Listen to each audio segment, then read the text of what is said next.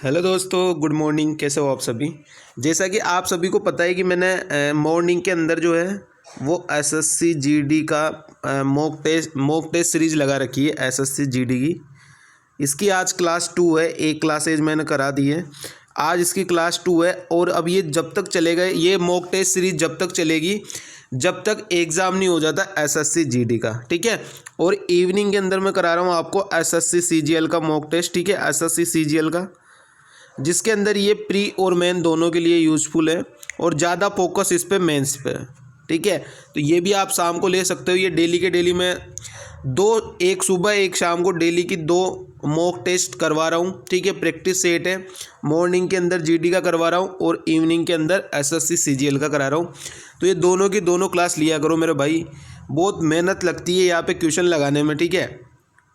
तो थोड़ा share where किया करो, ऐसे थोड़ी चलेगा, ठीक है। यहाँ पे कोई फोकट की थोड़ी है, मेहनत करते भाई, ठीक है। तो और अगर चैनल पे नए आए हो तो चैनल को सब्सक्राइब जरूर कर देना, ठीक है। तो करते हैं आज का सेशन स्टार्ट। मेरा क्वेश्चन एक भी नहीं है, जो 2021 में पूछे गए थे सवाल, वो सवाल मैं आपके लिए लेके आया हूँ, ठीक है। तो चलते पहले सवाल, ये आपकी कॉपी पर क्या बोल रहे हैं। तरीके जो बताऊँगा, तरीके सीखना, ऐसे तरीके बताऊँगा, बिल्कुल यूनिक है, कोई नहीं बताएगा ऐसे तरीके, ठीक है। क्या बोल रहे हैं, आरंभ में रेखा इस दर पर कार्य करती है कि एक कार्य को 24 घंटे में पूरा कर सकती है। रेखा जो है एक काम को 24 घंटे में पूरा कर सकती है। 8 घंटे तक वह इस दर पर कार्य करती है।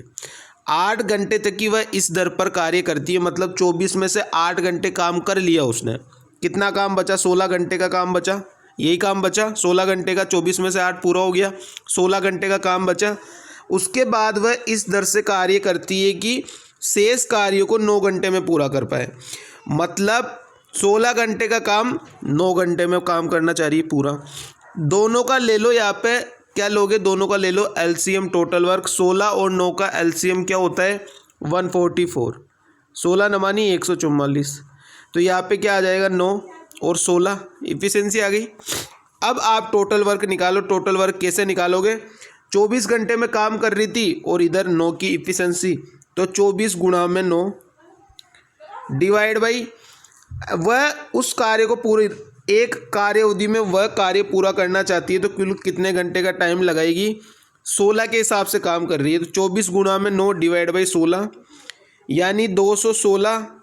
24 नमानी 216 और डिवाइड बाई 16 करके देख लो कितना आ रहा है। 4 से काटो तो 5 और 4 54 और डिवाइड बाई 4, और ये करोगे तो कितना आएगा दोस्त, 13 चौक 52, यानी 13.5। तो इसका करेक्ट आंसर कितना हो जाएगा, 13.5 घंटे, या फिर यहाँ पे पॉइंट में नहीं दिया है तो 14 आवर, ऑप्शन नंबर 1, 14 घंटे इसका बिल्कुल करेक्ट आंसर है। एग्जैक्ट आंसर अगर कोई पूछेगा तो 13.5 घंटे आएगा। एग्जैक्ट टाइम कितना आएगा, 13.5, लेकिन पॉइंट में नहीं है, तो आंसर क्या लगाएंगे, 14।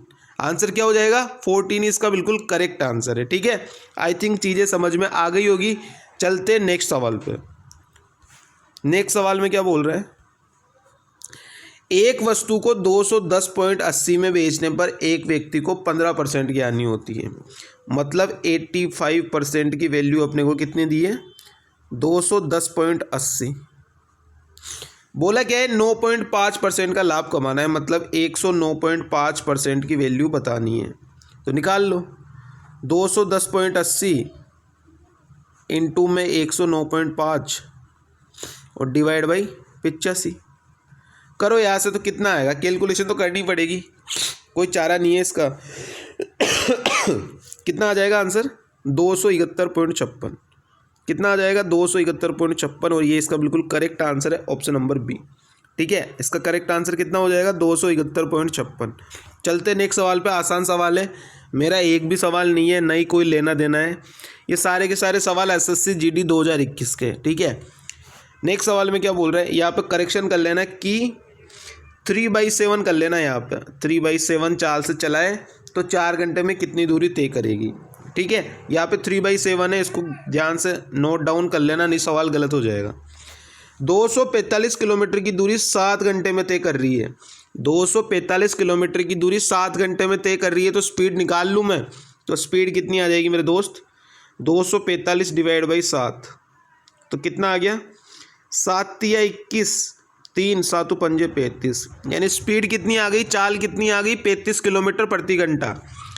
अब क्या बोल रहा है, इसी चाल का 3/7 साल से चले, तो इसका 3/7 कितना हो जाएगा, इसका 3/7 हो जाएगा मेरे दोस्त 5 या 15, यानी इसका 3/7 कितना हो जाएगा 15। अब अगर ये 15 किलोमीटर की स्पीड से चल रहा है तो 4 घंटे में कितनी दूरी तय करेगा, वही बोला है। तो 15 की स्पीड से 4 घंटे चलेगा तो आंसर कितना आ जाएगा 60 किलोमीटर, 60 किलोमीटर पर आवर, और ये इसका करेक्ट आंसर है 60 किलोमीटर पर आवर। ठीक है, सारे के सारे सवाल एसएससी जीडी ने पूछे, मेरा कोई भी लेना देना नहीं है, मैं बस सवाल सोल्व करा रहा हूँ, अप्रोच दे रहा हूँ किस तरीके से सवाल सोल्व करेंगे, जल्दी सवाल कैसे होंगे वो सिखाना मेरा काम है। ठीक है, तो आंसर कितना आ जाएगा 60, इसका बिल्कुल करेक्ट आंसर है। चलते नेक्स्ट सवाल पे। नेक्स्ट सवाल में क्या बोल रहे हैं, कोई ट्रेन किसी कार की तुलना में 50% तेज चल सकती है। यहाँ पे ट्रेन है, यहाँ पे कार है, अपने को स्पीड का रेशियो दिया है। स्पीड का रेशियो क्या दिया है, कोई ट्रेन किसी कार की तुलना में 50% तेज चल सकती है, तो ये ट्रेन चलती है 3। ठीक है, ट्रेन और कार की स्पीड का रेशियो कितना हो गया 3:2, तो टाइम का रेशियो कितना हो जाएगा 2:3। अब आप देखोगे कि ये क्या बोल रहा है, इसको 1 मिनट ज़्यादा लग रहा है, और यहाँ पे क्या बोल रहा है कि ठहरने का समय 12 मिनट रहा। 1 मिनट की, 1 यूनिट की वैल्यू 12 मिनट, 1 यूनिट की वैल्यू 12 मिनट, 1 यूनिट की वैल्यू 12 मिनट। कार का निकालना है तो कार का कितना आ जाएगा 36 मिनट, यानी जो ये 81 किलोमीटर की जो डिस्टेंस कवर कर रही है वो 36 मिनट में कर रही है।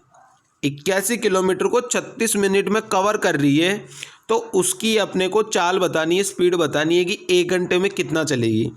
अब आप ये देखो कि मेरे भाई कि 36 मिनट में ही ये 81 चल रही है, तो 60 मिनट में कितना चलेगी, ये चलेगी 81 इंटू में 60 डिवाइड बाई 36। 6 से काटो रे, 6 से काट दो, ये 6 से काट दिया, ये 10 आ गया। और किससे काट सकते हो और बताओ, और भी किसी से काट सकते हो तो काटो, और काट देते कोई दिक्कत नहीं है। 3 से काटो तो 3 दूनी 6 और 27 दिया 81, तो 270 डिवाइड बाई 2 कितना होता है 135, तो 135 इसका बिल्कुल करेक्ट आंसर है। चीज़ों को ध्यान से समझ लेना, कुछ नहीं करना था मेरे भाई। स्पीड का रेशियो अपने को दिया था, तो स्पीड और टाइम आपको पता है एक दूसरे के अपोजिट होते हैं। स्पीड अगर बढ़ाओगे तो टाइम कम लगेगा, स्पीड अगर कम करोगे तो टाइम ज़्यादा लगेगा। ये जो स्पीड और टाइम का रेशियो होता है उल्टा। अब 1 यूनिट यहाँ पे जो है, यह क्या बोल रहा है कि लगभग ठहरने का समय 12 मिनट रहा। 1 यूनिट की वैल्यू 12 मिनट, तो कार की बोला है तो 3 यूनिट की वैल्यू 36 मिनट, यानी 81 किलोमीटर को 36 मिनट में कवर कर रहा है। 81 किलोमीटर को 36 मिनट में कवर कर रहा है, तो 60 मिनट में कितना कवर करेगा, वही उसकी चाल आ जाएगी पर घंटे की, तो वही बताना था। तो आंसर कितना आ गया 135। नेक्स्ट सवाल देखते हैं। नेक्स्ट सवाल में क्या बोल रहा है, जब मैंने पढ़ाना स्टार्ट किया था ना यूट्यूब पे तब शायद दूसरे या तीसरे दिन ही मैंने इस तरीके के सवाल कराए थे। अगर किसी को पता हो तो, अगर कोई क्लास अच्छे से देखता हो, बाकी टाइम पास तो करने आते ही हो। एक्स और वाई की आय का अनुपात है 4:5। फिर क्या बोला है, पिछले वर्ष और इस वर्ष की आय का रेशियो दिया है इसका, कि इस वाले का है 3:4 और इस वाले का कितना है 2:3। मैंने क्या सिखाया था आपको कि प्रजेंट वालों की गुणा कर दो, प्रजेंट वालों की गुणा कर दो और पिछले साल वालों से भाग दे दो। तो 4 गुणा में 4 16, 16 डिवाइड बाई 3 पिछले साल वाले से भाग दे दिया। यहाँ पे रेशियो कितना आ जाएगा 5 15 और पिछले साल वाले से भाग दे दो। रेशियो निकाल लो, क्रॉस कर लो, तो कितना आ गया आप देखोगे कितना आ जाएगा 45 और 32, 32 और 45। ठीक है, कितना आ जाएगा 32 और 45 आ जाएगा। कितना हो गया टोटल हो गया मेरे दोस्त 77 की वैल्यू कितनी दी है कि 15,400 रुपये उनकी टोटल इनकम है। तो 77 की वैल्यू 15,400, तो 1 की वैल्यू कितनी आ गई, 2 बार कट जाएगा पूरा, तो 200 आ गया। 1 की वैल्यू 200। क्या बोला है, एक्स की वर्तमान आय कितनी है, तो एक्स की वर्तमान आय कितनी है 32 यूनिट है, तो तो 1 यूनिट की वैल्यू 200, तो 32 यूनिट की वैल्यू 6400। कितना आंसर आ जाएगा? 6400। ये इसका करेक्ट आंसर है, ऑप्शन नंबर 4 बिल्कुल करेक्ट आंसर है। इजी वे में मैंने बिल्कुल सवाल को समझा दिया है, अच्छे से समझ लेना, ठीक है। चलते नेक्स्ट सवाल में। अब ये वाला सवाल इतना प्यारा था कि इस पूरी शिफ्ट में अगर कोई अच्छा सवाल था तो ये अच्छा सवाल यही था, इम्पोर्टेंट सवाल है। आगे सवाल आएगा तो एक ऐसी अप्रोच बता के जा रहा हूँ कि उसको सीख लेना। बाई ऑप्शन किस तरीके से करते हैं वो सीख लेना, ठीक है, क्योंकि वही सबसे ज़्यादा इंपॉर्टेंट है और वही आपको काम आने वाला है, ठीक है। बाई ऑप्शन कैसे करते हैं वो सीखना है। 1250 रुपये में कोई चीज़ ए और बी ने मिलकर खरीदी, तो ये मैंने लिख दिया कि 1250 रुपये, ठीक है। चीज़ों को ध्यान से समझना किस तरीके से मैं सॉल्यूशन दे रहा हूँ। ए को 20% के हानि पर बेच दिया, ये मैंने बोल दिया कि ये ए को जो है वो माइनस का 20% लॉस पर बेच दिया, ठीक है, 20% लॉस पर बेच दिया। और बी को कितने पे बेच रहा है? बी को बेच रहा है 15% के लाभ पे, तो ये प्लस का 15% का लाभ यहाँ पे दे दिया, ठीक है, 15% के लाभ पे बेच दिया। अब आपको क्या करना है? अब यहाँ पे आपको बाई ऑप्शन उठाना है। सबसे इजी पड़ेगा ये वाला बाई ऑप्शन वाला, बाकी तरीका तो फिर आपके हवा में निकल जाएगा ऊपर, ठीक है। बाई ऑप्शन सबसे इजी पड़ेगा, बाई ऑप्शन सबसे इजी पड़ेगा। पहला ऑप्शन उठा लो 550। अगर ए को 550 में मैंने ख़रीदा तो बी को 700 में ख़रीदा होगा, क्योंकि 500 और 750 1250, ठीक है मेरे दोस्त। अब आपको बेचना है 20% के लॉस पे। 20% का लॉस मतलब 550 को 20% लॉस पे दोगे मतलब 80%। 80% बोले तो 55 गुणा में 2, 110 कम कर लो इसमें से, तो इसका एसपी कितना आ गया? 440 आ गया। ये एसपी आ गया, इसका एसपी 440 आ गया। इसको बेच रहा है 15% के लाभ पे 700 वाले को, तो इसका एसपी कितना आ जाएगा? इसका एसपी आप देखोगे तो 115 गुणा में 7, 805 आ गया, 805 आ गया। अब सवाल में क्या बोल रहा है? ए का विक्रय मूल्य के 2 गुने से 75 कम था बी का विक्रय मूल्य। तो ए के विक्रय मूल्य का 2 गुना करो, कितना होएगा? 880 होएगा। बी का विक्रय मूल्य ए के विक्रय मूल्य के 2 गुने से 75 कम था, इससे 75 कम करो, क्या 805 आ रहा है क्या? तो आप देखोगे 805 आ रहा है और बी का विक्रय मूल्य भी 805 है, मतलब कंडीशन पूरी सेटिस्फाई कर गई। तो आंसर क्या हो जाएगा? 550। इसका बिल्कुल करेक्ट आंसर है। बाई ऑप्शन से बढ़िया मेथड कोई नहीं हो सकता। बेसिक से जाओगे तो हवा भी नहीं लगेगी का क्या हो रहा है का क्या नहीं हो रहा। सबसे बेस्ट मेथड यही है, यही है, यही है, बाई ऑप्शन वाला, ठीक है। एक और मेथड है क्रॉस मेथड, क्रॉस मेथड से भी आप कर सकते हो, ठीक है। बाकी उससे भी बेस्ट है ये वाला मेथड, द बेस्ट। एक बार दोबारा समझा रहा हूँ, ध्यान से समझना चीज़ों को। 1250 रुपये का टोटल ए और बी ने सामान खरीदा। ए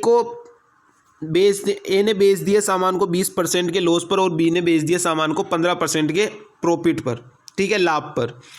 अब आपको क्या करना है कि बाई ऑप्शन उठाओ कि पहला ही मैंने उठा दिया 550, तो 550 अगर इसका सीपी है तो इसका सीपी 700 आएगा, क्योंकि टोटल सीपी 1250 है।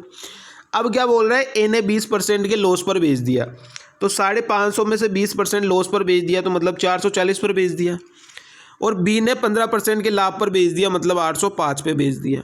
अब क्या बोला है सवाल में कि ए का विक्रय मूल्य का 2 गुने से 75 कम करेंगे तो बी का विक्रय मूल्य आता है। तो आप देखोगे कि इसका 2 गुना मैंने किया और 75 कम किया तो 805 आया, जो बी के विक्रय मूल्य के बराबर है। तो कंडीशन सेटिस्फाई हो गई ना मेरे दोस्त। यही अपने को करना था। तो बाई ऑप्शन इस तरीके के सवालों को करेंगे। एक यही सवाल था तो द बेस्ट सवाल था, इससे बढ़िया सवाल इस पूरी शिफ्ट में कोई नहीं था, ठीक है। चलते हैं नेक्स्ट सवाल पर। नेक्स्ट सवाल में क्या बोल रहा है देखना, नेक्स्ट सवाल को देखना। 2 पाइप ए और बी भरे हुए टैंक को 10 मिनट और 15 मिनट में खाली कर सकते हैं, निकाल रहे पानी। तो ये -10 और ये -15 क्यों लिख रहा हूँ? क्योंकि ये खाली वाले हैं, जबकि सी अकेले उस खाली पाइप को 12 मिनट में भर सकता है, तो ये मैंने लिख दिया +12। टोटल वर्क ले लो, LCM कितना ले लोगे? 60। इफिशिएंसी निकालोगे कितनी आ जाएगी? -6, -4 और +5, ये आ जाएगी। 10 से भाग दोगे तो 6, 15 से भाग दोगे तो 4 और 12 से भाग दोगे तो 5। अब क्या बोल रहे हैं, जब टैंक पूरा भरा होता है तो ए और बी को 4 मिनट के लिए खोला जाता है। ए और बी को 4 मिनट के लिए खोलोगे, ए और बी को, तो कितना खाली कर देगा टैंक को? 10 की इफिशिएंसी से 4 मिनट चलाएगा, मतलब ये माइनस का 40 खत्म हो गया, खत्म हो गया माइनस का 40। अब क्या बोल रहे हैं, उसके बाद केवल पाइप ए को बंद कर दिया। अब ए को बंद कर दिया, ए नहीं चल रहा है। सी को तुरंत बी के साथ खोल दिया जाता है, तो पूरा पाइप भरने में कितना समय लगेगा? अब पानी निकला कितना था? पानी निकला था 40। ए को कर दिया बंद, बी और सी चालू है। बी भरता है 5 और सी तो भरता है 5 और बी खाली करता है माइनस का 4। तो ओवरऑल कितना भरेगा? 5 में से 4 माइनस करूँगा तो 1। तो इसको भरने में कितना टाइम लगेगा? 40 मिनट इसको भरने में टाइम लगेगा। तो आंसर क्या हो जाएगा? ऑप्शन नंबर डी 40 इसका बिल्कुल करेक्ट आंसर है। ठीक है, चलते नेक्स्ट सवाल में। लल्लू सवाल है यार, कोई हार्ड सवाल थोड़ी है, लल्लू सवाल है।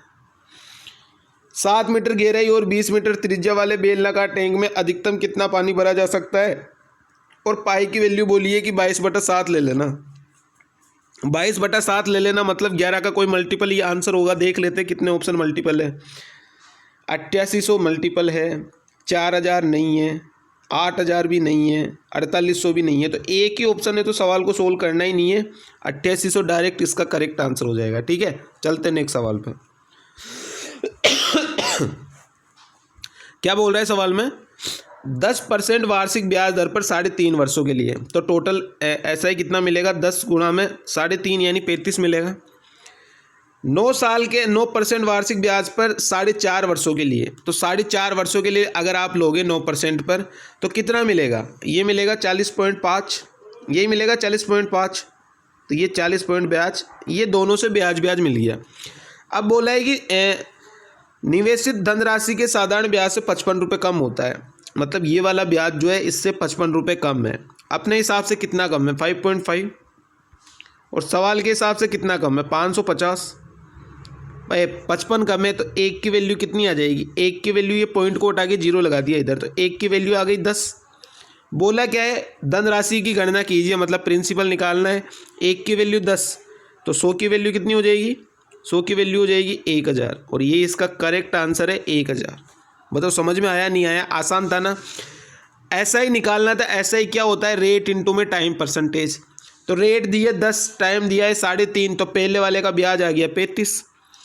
रेट दिए 9, टाइम दिया है 4.5, तो दूसरे वाले का ऐसा ही कितना आ गया? 40.5। गैप कितने का है? 5.5 का। 5.5 की वैल्यू 550, तो 100 की वैल्यू 1000। ठीक है, चलते नेक्स्ट सवाल पे। नेक्स्ट सवाल देखना क्या बोल रहे हैं। अब आज देखना कि डेविएशन का कितना यूज होगा। तुम गधे हो, तुम पढ़ते नहीं हो, इसलिए तुम्हें डेविएशन की वैल्यू पता नहीं है, नहीं तो आज तुम्हें डेविएशन की वैल्यू पता लगेगी। बोला है 9 संख्याओं का औसत 20.6 है, तो ये मैंने लिख लिया कि मेरे पास टोटल 9 संख्या है और इनका एवरेज जो है वो 20.6 है। अगर डेविएशन नहीं आता है तो क्लास बना रखी है, प्लेलिस्ट में जाके देख लेना। पहली 3 संख्याओं का औसत है 26.1, तो मैंने लिख लिया पहली 3 संख्याओं का औसत है 26.1। ठीक है, जबकि अन्य 3 संख्याओं का औसत 15.2 है, तो मैंने लिख लिया अन्य 3 संख्याओं का औसत 15.2 है। शेष 3 संख्याओं का औसत कितना होगा? अब पहला गधा तो कौन सा होगा? जो 9 की गुणा करेगा 20.6 से, फिर 3 की गुणा करेगा 26.1 से, फिर 3 की गुणा करेगा 15.2 से, फिर 9 वाले से इन दोनों को माइनस करेगा, फिर जो आएगा वो आंसर होगा। इतना नहीं करना है। क्या करना है मेरे दोस्त? ओवरऑल जो एवरेज है वो 20.6 है, तो कंपेयर करना है। डेविएशन मतलब कंपेयर करना कि कितना ज़्यादा कितना कम। अब आप देखो कि ये और ये कितना ज़्यादा कितना कम है। 20.6 और 26.1 के बीच का गैप कितने का है? 5.5 का। 5.5 प्लस का है, क्योंकि ये बड़ा है इससे। और कितनी जगह ज़्यादा है? 5.5 3 जगह, यानी ओवरऑल कितना ज़्यादा है? 16.5 ज़्यादा है। ज़्यादा है 16.5 प्लस में, या 26.6 और 15.2 कितना कम है? माइनस का 5.4 कम है। कितनी जगह कम है? 3 जगह, मतलब टोटल कितना कम है? टोटल आप देखोगे तो 5.4 इंटू में 3 यानी 16.2 कम है, माइनस का कम है। अब आप ये देखो कि इन दोनों के बीच का डिफरेंस कितने का है। 0.3 का डिफरेंस है। इस 0.3 को कितनी संख्या में बांटोगे? 3 और 3 6 तो संख्या टोटल हो चुकी है अपने पास। अब कितनी संख्या बची? टोटल 9 संख्या है, तो टोटल संख्या बची 3। तो 0.3 को 3 में बांटोगे तो कितना निकल के आएगा? 0.1 निकल के आएगा। यानी क्या होगा? इस डेविएशन में 0.1 निकल के आया प्लस का। प्लस का मतलब क्या हो गया कि ज़्यादा हो रहा है। तो अब डेविएशन में क्या होगा कि एवरेज को 20.6 करने के लिए 0.1 कम होना पड़ेगा। 0.1 कम होना पड़ेगा मतलब 20.6 से 0.1 माइनस कर देंगे तो आंसर कितना आएगा? 20.5। कितना आंसर आएगा? 20.5। और यही इसका बिल्कुल करेक्ट आंसर है। एक बार प्रैक्टिस करोगे बढ़िया से समझ में आ जाएगा और सॉल्यूशन में गुणा भाग करने की इतनी नौबत नहीं आएगी। ठीक है, क्या बोला है? 9 संख्याओं का औसत 20.6 था, कोई दिक्कत नहीं है, मैंने लिख लिया 20.6 था। फिर शुरू की 3 का 26.1 था और फिर उसके बाद की 3 का 15.2 था। तो आपको क्या करना है? बस कंपेयर करना है। 20.6 से 26.1 कितना ज़्यादा है? 5.5 ज़्यादा है। कितनी जगह ज़्यादा है? 3 जगह ज़्यादा है। तो ओवरऑल कितना ज़्यादा है? 16.5 ज़्यादा है। अगली वाली 3 में आप देखोगे कि एवरेज 15.2 है, तो कितना कम है 20.6 से? 5.4 कम है। कितनी जगह? 3 जगह, यानी टोटल 16.2 कम है। ये माइनस का, ये प्लस का, यानी प्लस में अगर डेविएशन निकल के आ रहा है तो प्लस का मतलब क्या होगा कि वो डेविएशन ज़्यादा निकल के आ रहा है। तो जो संख्या बचेगी उसमें उतना डेविएशन कम होना चाहिए, तब जाके टोटल जो एवरेज है वो 20.6 रहेगा। आई चीज़ समझने में? ये सवाल मैंने बहुत अच्छे इससे भी बड़े बड़े सवाल मैंने डेविएशन की क्लास में करा रखे, जाके देख लेना। चलते नेक्स्ट सवाल में क्या बोल रहा है। इससे चोर चिरकुट चिंदी सवाल मैंने अपनी लाइफ में नहीं देखा है, इतना चिंदी सवाल है ये। बोला है 273, 312, 351 का महत्तम समापवर्तन निकालो। तो मैंने क्या सिखा रखा है आपको कि 273, 312 और 351 के बीच का HCF निकालना है। तो HCF क्या होता है? इन संख्याओं के बीच का जो सबसे छोटा अंतर होगा, या तो वो या उसी का कोई फैक्टर। आई चीज़ समझने में? तो अंतर निकालो सबसे पहले। तो आज देखो कि अंतर कितना आ रहा है? 12 में से 3 गया 9, 10 में से 7 गया 3, 39 का डिफरेंस यह आ रहा है। 11 में से 2 गया 9, 4 में से 1 गया 3, 39 का यही आ रहा है। मतलब क्या हो गया कि जो इनका HCF आएगा वो 39 ही आएगा, क्योंकि सबसे कम जो आ रहा है ना अंतर, वो 39 का ही आ रहा है। ठीक है, और 39 का आता है 35 और 40 के बीच में। तो ये इसका करेक्ट आंसर है ऑप्शन नंबर 2, 35 और 40 के बीच में आएगा। ठीक है, आई चीज़ समझने में? भाई थोड़ा इतना बढ़िया बढ़िया कंटेंट दे रहा हूँ ना, थोड़ी कदर किया करो, शेयर वेयर कर दिया करो। ठीक है, कोई पैसे थोड़ी लग रहे शेयर करने के, लाइक करने के, कमेंट करने के। बोला है कि दिए गए भिन्न प्रतिशत को निम्नतम पद के अनुपात के रूप में व्यक्त करो। कुल मिला के ये है कि 75/17 को रेशियो में बताना है। कैसे लिखेंगे? तो एक साइड लिख लो 75 और एक साइड देखो। सबसे पहले मैं ये एक चीज़ तुम्हें बता दूँ यहाँ पे, तो फिर तुम कंफ्यूज होगे। ये 75/17% का मतलब क्या है कि 75/17 और परसेंट का मतलब गुणा में 100, यही चीज़ है ना। तो बस अब इसको लिख दो 75 रेशियो में 17 गुणा में 100। 25 से काटो तो 25 दिया 75, 25 चौके 100, तो 3 रेशियो में 68। ये इसका बिल्कुल करेक्ट आंसर है ऑप्शन नंबर सी, चांद सा मुखड़ा तेरा। ठीक है, ऑप्शन नंबर सी, चांद सा मुखड़ा तेरा, बिल्कुल करेक्ट आंसर है। 3 रेशियो 68। ठीक है, चलते नेक्स्ट सवाल पे। नेक्स्ट सवाल में क्या बोल रहे हैं बताओ। सर्दियों का मौसम, सर्दियों का मौसम ही चल रहा है, आपको पता है, अभी ठंड लगना स्टार्ट हो गई है। सर्दियों के मौसम में एक दुकानदार ने स्वेटर का मूल्य 1422 से घटाकर 1264 कर दिया। मतलब दयालु नहीं है वो, ज़्यादा बिके इसलिए किया है। ठीक है, दयालु मत समझना दुकानदार को, उसको तो फ़ायदा लेना है।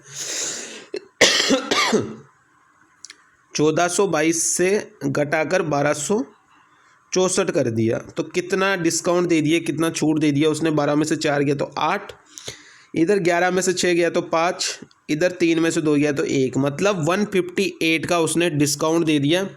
परसेंटेज में चेंज करने के लिए 100 और डिवाइड बाई कितने में से दे दिया? 1422 में से। तो आप देखोगे कितना आ जाएगा, ये कटेगा मेरे दोस्त। अब देखना कटिंग किस तरीके से करेंगे, काटेंगे किस तरीके से। या आप ये देखो कि ये 158 गुणा में 10 तो 1580 होता। अब आप देखो कि ये यूनिट डिजिट आ रहा है 2, तो 8 के पहाड़े में 2 यूनिट डिजिट कब आएगा? जब मैं मल्टीप्लाई करूँगा 9 की। तो 9 8 72, ठीक है। तो 158 से 1422 कितनी बार कटेगा? 9 बार कट जाएगा। और 100 बटा में 9 कितना होता है? 11.11%। तो आंसर कितना आ जाएगा? ऑप्शन नंबर सी,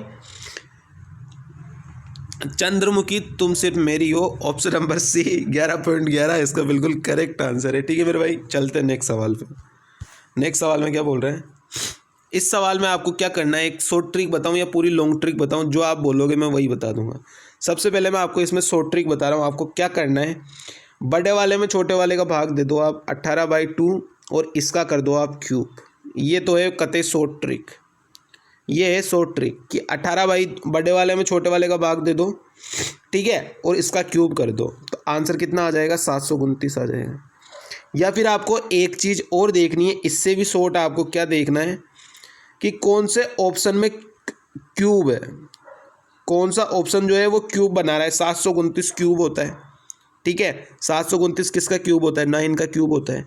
तो सिर्फ एक ही क्यूब है तो एक ही आंसर होगा। या फिर डायरेक्ट आप इस तरीके से भी कर सकते हो शॉर्ट, या फिर आपको तो हमेशा खुजली रहती है तो आप पूरा भी देख सकते हो, कोई दिक्कत नहीं है। पूरा भी दिखा देता हूँ।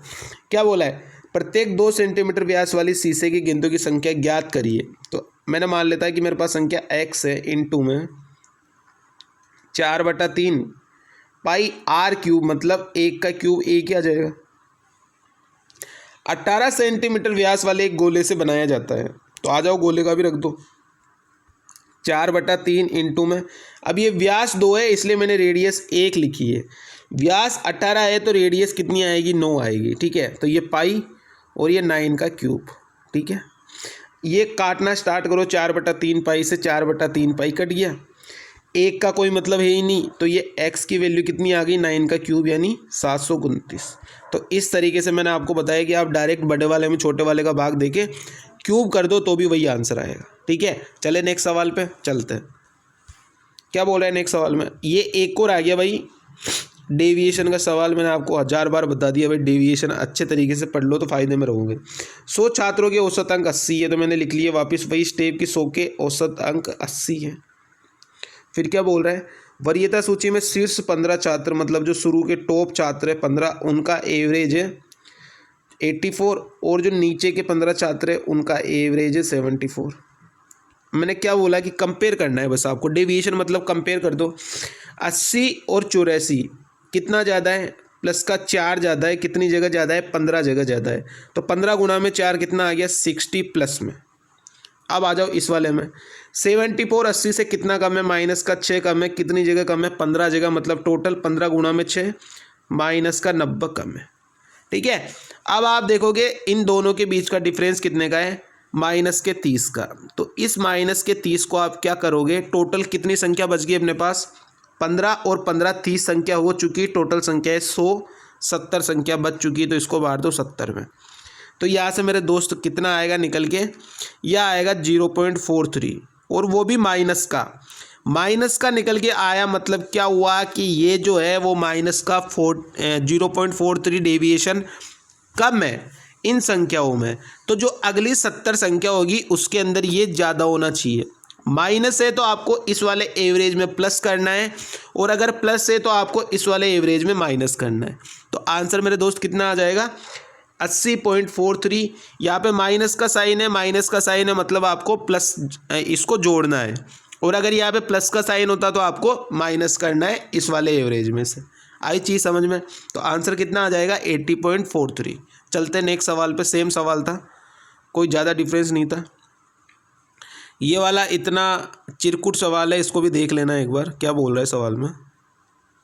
देख, अपन तो सबको देख ही रहे। 3 संख्या इस प्रकार है कि पहली संख्या तीसरी संख्या से 30% अधिक है। तो पहली और तीसरी संख्या के बीच का रेशियो कितना हो गया? पहली और तीसरी संख्या के बीच का रेशियो हो गया, पहली संख्या तीसरे से 30% अधिक है, मतलब 13 और 10 का रेशियो हो गया। अब यहाँ पे भी थर्ड ही नंबर आएगा। थर्ड और सेकंड का क्या बोल रहा है? थर्ड और सेकंड के बारे में बोल रहा है कि दूसरी संख्या तीसरी संख्या से 40% कम है, मतलब तीसरी संख्या अगर 5 है तो 40% कम, मतलब 3 है ये वाली। रेशियो ले लो, कितना आ गया? 13 पंजे 65, 10 गुणा में 5 50। रेशियो किस तरीके से लेते हैं? पहले तीर को ए से चलाओ, फिर तीर को ए से चलाओ, फिर तीर को ए से चलाओ। तो 13 गुणा में 5 65, 10 गुणा में 5 50 और 10 गुणा में 3 30 आ गया दोस्त निकल के। अब क्या बोल रहा है, और ये भी याद रखना है, ये फर्स्ट नंबर है, ये थर्ड नंबर है और ये सेकंड नंबर है। आई चीज़ समझने में, सेकंड नंबर है, ठीक है। अब क्या बोल रहा है सवाल में, पहली संख्या का पहली और दूसरी संख्या के योग से अनुपात क्या है। तो पहली संख्या क्या है, 65 है, इसका रेशियो बोला है पहली संख्या और दूसरी संख्या के योग से। तो 65 + 30 95। तो आंसर कितना निकल के आ जाएगा, 5 से उड़ा दो तो 13 और 19। ये इसका बिल्कुल करेक्ट आंसर है, ऑप्शन नंबर ए। 13/19 बिल्कुल इसका करेक्ट आंसर है, ऑप्शन नंबर ए। आओ कभी हवेली पे, ठीक है। चलते नेक्स्ट सवाल पे। नेक्स्ट सवाल में क्या बोल रहे हैं, एक वस्तु की कीमत में प्रतिवर्ष 20% की वृद्धि होती है। ये मैंने मान लिया शुरू में कोई चीज़ 100 की थी, तो पहले साल में वृद्धि हुई 120, दूसरे में 144, तीसरे में 172.8। अब आपको पता है मैं इतना जल्दी किस लिए लिख पा रहा हूँ, क्योंकि मेरे को 20% का जो CI निकालते हैं ना, तो पहले साल का भी याद है, दूसरे साल का भी, तीसरे साल का भी, चौथे साल का भी। पहले साल का कितना होता है, 20 का 20 ही होता है। 2 सालों का सक्सेसिव कितना होता है, 44। 3 सालों का 72.8, इसलिए मैं इतना जल्दी निकाल पा रहा हूँ। और चौथे साल में कितना हो जाएगा, 207.36। अब सवाल में क्या बोला गया है, सवाल में बोला है कि तीसरे वर्ष और चौथे वर्ष में इनकी कीमतों का अंतर है 86.40। तीसरा वर्ष और चौथे वर्ष के बीच का डिफरेंस कितने का है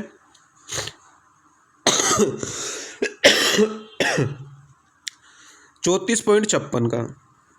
तो 34.56% की वैल्यू क्या दी है मेरे को, 86.40 रुपये। 86.40, इसको थोड़ा मैं साइड में लिख देता हूँ ताकि थोड़ी क्लियरिटी से रहे ये, ठीक है। इन दोनों के बीच का अंतर कितना है, 34.56। इसकी वैल्यू मेरे को कितनी दी है, 86.40, यही दी है। क्या बोला है मेरे को, दूसरे वर्ष के अंत में कीमत कितनी होगी, मतलब 144 की वैल्यू निकालनी है। एक की वैल्यू आ गई 2.5, तो 144 की वैल्यू कितनी आ जाएगी, 144 की वैल्यू आ जाएगी मेरे पास 360। कितनी आ जाएगी, 360। और ये इसका बिल्कुल करेक्ट आंसर है, option number 4, 360 is the right answer, ठीक है। चलते नेक्स्ट सवाल में। कुछ नहीं था, हलवा था, हलवे को पका के खा लेना था। नेक्स्ट सवाल में क्या बोल रहे हैं,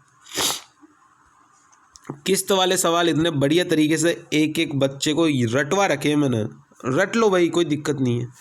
एक व्यक्ति ने 8% वार्षिक चक्रवृद्धि ब्याज पर वार्षिक रूप से चक्रवृद्धि ये 13,000 रुपये उधार लिए और 2 वर्ष में समान किस्तों में चुकाना है, तो प्रत्येक किस्त की धनराशि कितनी होगी, ठीक है। 8% मतलब क्या हो गया, 2/25 मतलब 25 से 27। तो 25 पहले साल, दूसरी 27, 25 से 27 हो गई पहले साल। दूसरे साल में 25 का स्क्वायर यानी 625 से 27 का स्क्वायर यानी 729 हो गई। फिर क्या होगा, एक बार 25 गुणा में 27 यानी 675। कितना हो गया ये, 625 और 675 1300। 1300 की वैल्यू सवाल में क्या बोली है कि 13,000 रुपये उधार लिए, तो मतलब प्रिंसिपल कितना था, 13,000 रुपये था। 1300 की वैल्यू 13,000 मतलब कितना गुना हो गया, 10 गुना हो गया। एक की वैल्यू 10, प्रत्येक किस्त, तो किस्त अपनी कितनी है 729, तो 729 का 10 गुना कितना हो जाएगा 7,290। और ये इसका बिल्कुल करेक्ट आंसर है 7,290। कितना आंसर आ जाएगा 7,290। एक ही ऑप्शन 7,290 है, एक ही होगा, दो तो होंगे नहीं। तो 7,290 इसका बिल्कुल करेक्ट आंसर है। CI प्लेलिस्ट में जाना, CI का टॉपिक उठाना, डाउन पेमेंट तक के इतने प्यारे प्यारे सवाल मैंने करा रखे इसके अंदर, ठीक है। किस्तों में डाउन पेमेंट जो देते उसके सवाल भी करा रखे।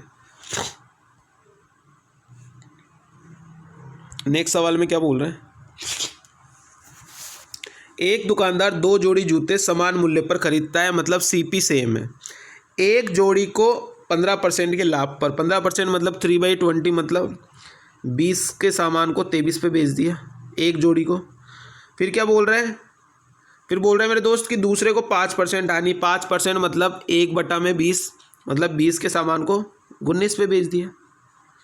अब देखो दोनों के CP कितना आ गया टोटल 40, SP टोटल कितना आ गया 42, यही आ गया। अब अपने को क्या क्या दिया है, यदि उनके विक्रय मूल्य के बीच का अंतर 140 है, ये विक्रय मूल्य है, इन दोनों के बीच का अंतर कितना है 19, 4 अंतर है, 4 की वैल्यू है 140, ये 4 की वैल्यू 140। तो पूरे सौदे में उसे कितने का लाभ हुआ, लाभ कितने का हो रहा है 2 का। तो जब 4 की वैल्यू 140 है तो 2 की वैल्यू आधी नहीं हो जाएगी 70, तो आंसर इसका कितना आ जाएगा 70। ऑप्शन नंबर 4 70 इसका बिल्कुल करेक्ट आंसर है। इतना लल्लू चिंदी सवाल आपने भी कभी नहीं देखा होगा, ठीक है। चलते नेक्स्ट सवाल पे। नेक्स्ट सवाल में क्या बोल रहे हैं, नेक्स्ट सवाल में ये बोला है कि 6 कमीजों के अंकित मूल्य 8400 रुपये पर 12.5% की छूट है, तो 4900 रुपये में कितनी कमीज खरीद सकते हैं। इस तरीके के सवालों को कैसे करते हैं मेरे दोस्त, ध्यान से चीज़ों को समझना। 8400 रुपये है अपने पास, 12.5% का डिस्काउंट दे रहे हैं, मतलब 87.5% पे चीज़ को दे रहे हैं, डिवाइड बाई 100, और ये कितनी कमीजों का है मेरे दोस्त, 6 कमीजों का है। इतनी सी चीज़ तो लिख सकते हो ना मेरे भाई, कि नहीं लिख सकते, लिख सकते हो, आराम से लिख सकते हो, बच्चा लिख सकता है। तो यहाँ से कितना निकल के आएगा, यहाँ से इसको काटा पीटी करोगे, 1 0 से यहाँ का 1 0 काट दो, 1 0 से यहाँ का 1 0 काट दो, ठीक है। यहाँ निकल के आएगा 1225, यानी एक की कीमत आ गई 1225। अपने को क्या बोला है, 4900 रुपये में कितनी लेके आओगे। अरे भाई एक की कीमत 1225, तो 4900 में कितनी आ जाएगी, 4900 में 1225 का भाग दे दो, तो 1225 गुणा में 2 करोगे तो कितना आएगा 2450, और 2450 और 2450 4900, यानी टोटल कितने कमीज आएगी, 4 कमीज।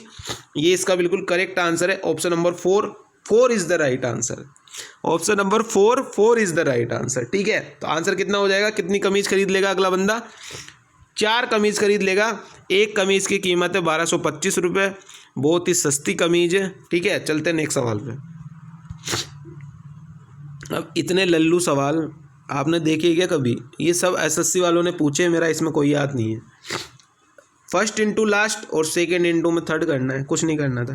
तो एक्स की वैल्यू कितनी आ जाएगी, 6 इंटू में 0.25 डिवाइड बाई 5, पॉइंट को हटाओ 0 0 लगाओ, तो कितना हो गया, 25 से काटोगे तो 25 दूनी 50, 20 आ गया, मतलब 6/20।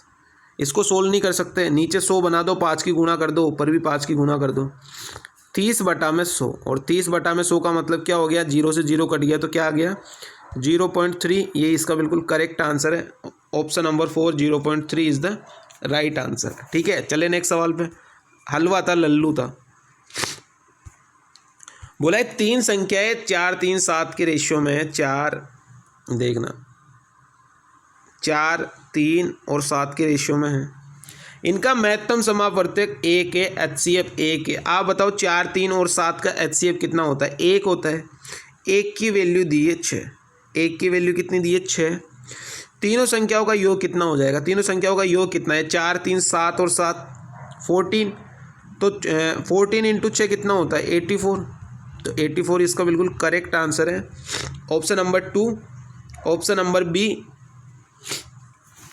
84 इज द राइट आंसर।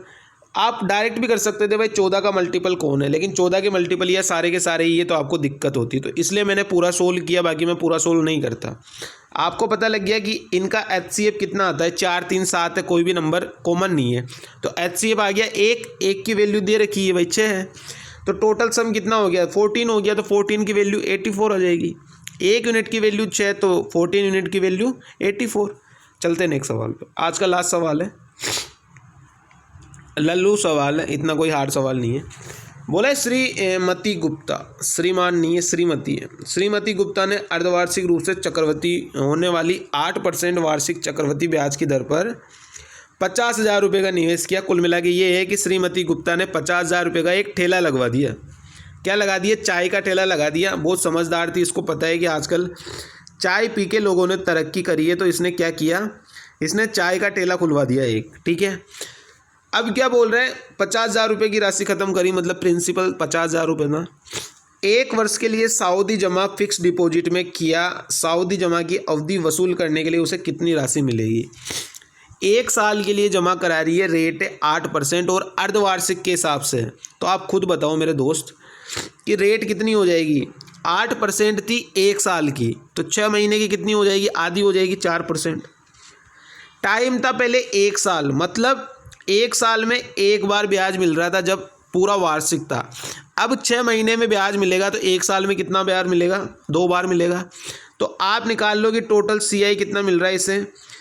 4% के हिसाब से 2 साल का CI कितना होता है, ये बच्चे को याद है, 4 प्लस में 4 प्लस 4 गुणा में 4 डिवाइड बाई 100 यानी 8.16। अपने को निकालना है अमाउंट कितना होगा, तो 50,000 50 के इंटू में 108.16 और डिवाइड बाई 100, तो कितना निकल के आ जाएगा, ये निकल के आ जाएगा मेरे पास 54080।